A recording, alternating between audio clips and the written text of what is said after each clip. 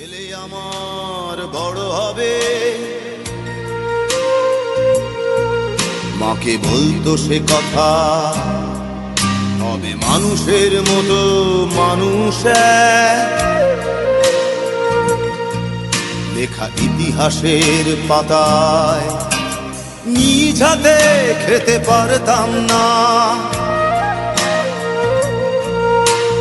বাবা বলতো, ও খোকা, যখন আমি থাকবো না,